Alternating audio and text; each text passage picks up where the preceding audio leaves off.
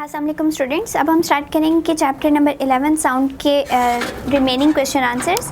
और 11.5 जो है हमारे पास है, sound is a form of wave, list at least 3 reason to support the idea that sound is a wave.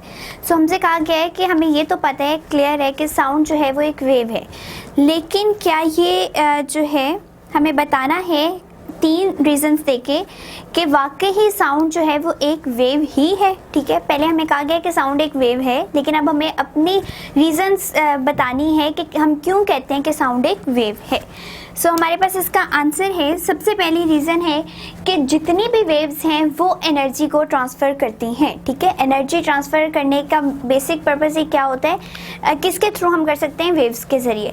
तो जो हमारी साउंड है उससे भी क्या होता है कि अगर आप देखें हम बोल रहे हैं तो हमारे जो वोकल कॉर्ड्स हैं वो मूव करते हैं, वाइब्रेट करते हैं, और जब वो वाइब्रेट कर रहे हैं, वो वर्किंग कंडीशन में है, इट मीन्स वो एनर्जी प्रोड्यूस कर रहे हैं। तो हमारे वोकल कॉर्ड्स की जो एनर्जी यूज़ हो रही है वो बेसिकली हमारी साउंड है। ठीक है, अब साउंड अगर मैं एक कॉर्नर पे खड़ी हूँ और दूसरे कॉर्नर पे कोई और शख्स खड़ा है और वो मेरी आवाज़ को सुन सकता है, इसका मतलब है कि मेरी साउंड आगे ट्रांसफ़र हुई है। तो अगर साउंड ट्रांसफ़र हुई है इट मीन्स कि एनर्जी ट्रांसफ़र हुई है। तो क्या हुआ है बेसिकली कि जो साउंड है वो हमारी एनर्जी ही है। ठीक है, तो sound is a wave that carries energy. ठीक है, सो साउंड जो है can carry energy, carry energy like the other waves, like other waves। ठीक है, पहली हमारी रीज़न ये होगी कि दूसरी वेव्स की तरह जो साउंड है वो भी क्या कैरी करती है, एनर्जी कैरी करती है। नंबर 2 रीज़न जो है हमारे पास क्या है कि साउंड जो है वो ओबे करती है प्रॉपर्टीज़ ऑफ रिफ्लेक्शन को, रिफ्रैक्शन को एंड डायफ्रैक्शन को। जिस तरह आप बाकी वेव्स देखते हैं, लाइक वाटर वेव होगी अगर, तो वो भी क्या प्रोसेस कर रही है, रिफ्लेक्शन का भी, रिफ्रैक्शन का भी एंड डायफ्रैक्शन का भी। इसी तरह से लाइट जो जिसको हम एक वेव कहते हैं, ठीक है, लाइट एक वेव है, तो उसमें भी क्या प्रोसेस होता है, रिफ्लेक्शन का भी होता है, रिफ्रैक्शन का भी होता है एंड डायफ्रैक्शन का भी होता है। और सिमिलरली साउंड में भी जो है तीनों प्रॉपर्टीज़ पाई जाती हैं, रिफ्लेक्शन की भी, डायफ्रैक्शन की भी एंड रिफ्रैक्शन की भी। इट मीन्स कि अगर बाकी वेव्स ये प्रोसेस कर रही हैं और साउंड भी ये कर रही है तो साउंड एक वेव है। ठीक है, तो sound obey the property of reflection, refraction and diffraction.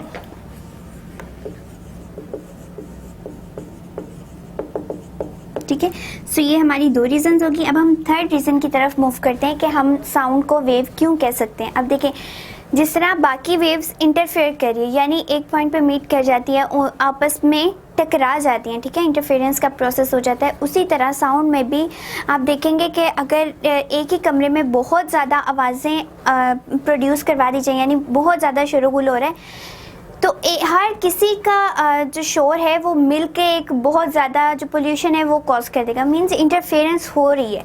ठीक है, तो बाकी वेव्स जो हैं, हमारी वाटर वेव भी है, लाइट वेव भी है, उनमें भी क्या होती है, इंटरफेरेंस का प्रोसेस होता है, और उसी तरह हमारी साउंड वेव में भी इंटरफेरेंस का प्रोसेस होता है। और इन 3 रीज़न से हमें पता चलता है कि साउंड भी एक वेव ही है। ठीक है, तो अब हम थर्ड वाली प्रॉपर्टी भी लिख लेते हैं कि sound obey the property of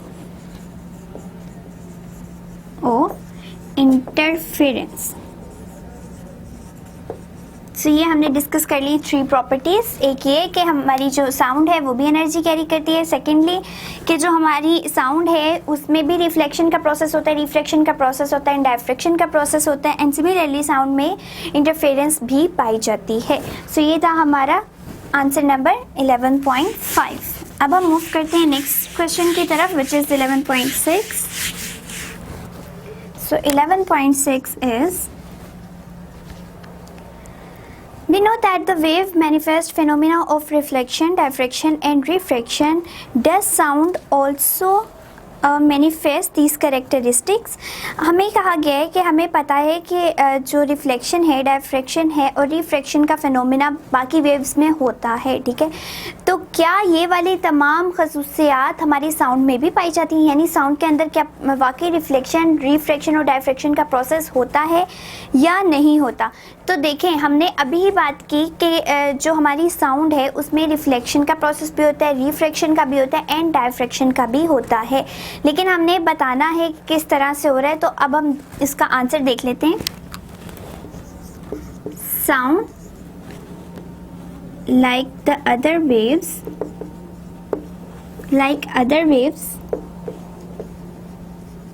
does not stop at the end of medium when it encounters the obstacle, ठीक है।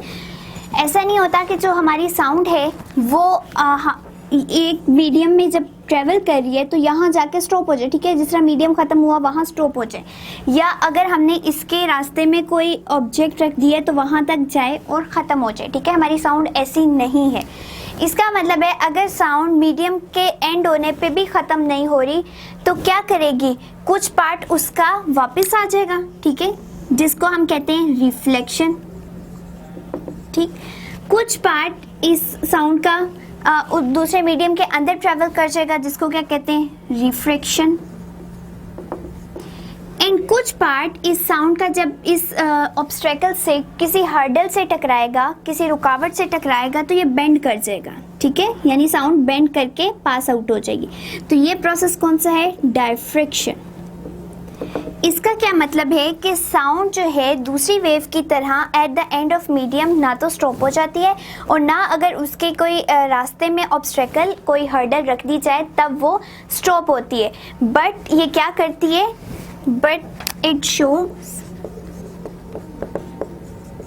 some particular behavior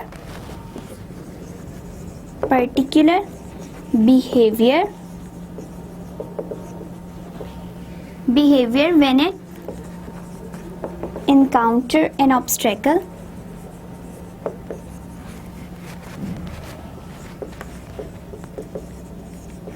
or at the end of medium. So the behavior are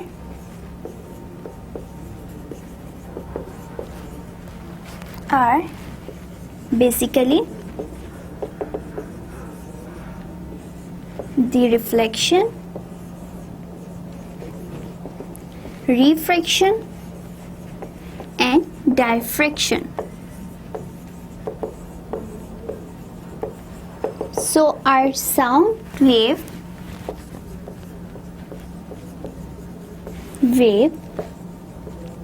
also show these characteristics.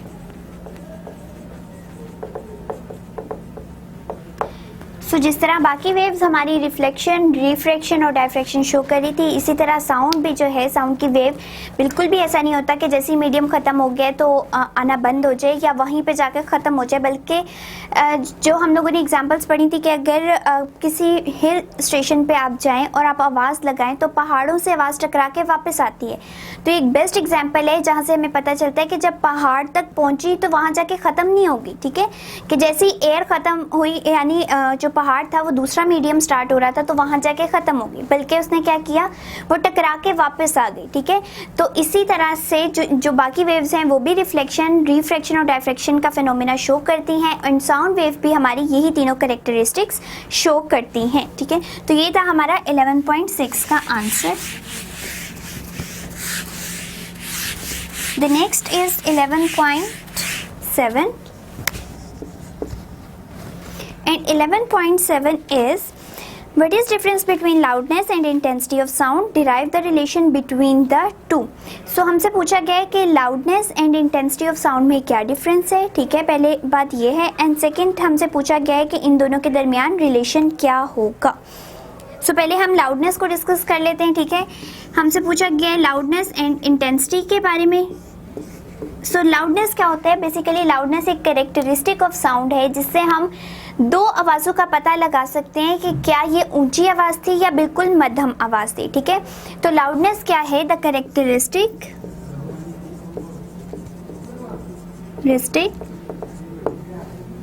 Due to which we can distinguish between loud and the faint sound. Loud and faint sound. So ये हमारे पास क्या कहलाता है? Loudness, ठीक है, कि कौन सी आवाज़ किस हद तक ऊंची थी या किस हद तक मध्यम थी, उस खसूसियत को हम कहते हैं लाउडनेस. सेकेंडली हमसे पूछा गया कि इंटेंसिटी क्या होती है, ठीक है. इंटेंसिटी आप देखें, इंटेंसिटी शिद्दत को कहते हैं, ठीक है. जितनी हमारी साउंड की एनर्जी एक मिनट के अंदर 1 मीटर स्क्वायर एरिया कवर करेगी, उस चीज़ को हम कहते हैं इंटेंसिटी, ठीक है. तो इंटेंसिटी क्या है कि साउंड एनर्जी ट्रेवल पर second through a unit area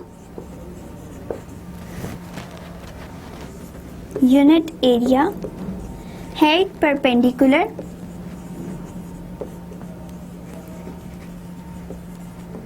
to the direction of wave.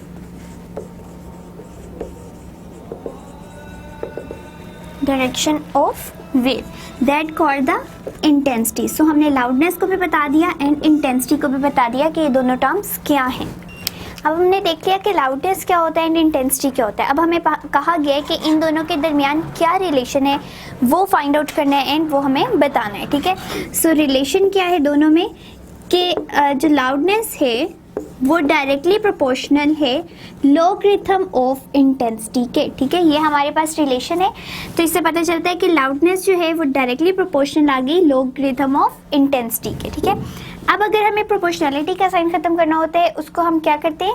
Equality लगाते हैं एंड साथ कांस्टेंट आ जाते हैं. So L is equals to constant log I, ठीक है. एंड हमारे केस में जो कांस्टेंट है वो कांस्टेंट क्या है? K, ठीक है. L is equals to K log I. So ये हमारे पास रिलेशन आ गया है between the loudness and the intensity of a sound. So ये था हमारा 11.7 क्वेश्चन.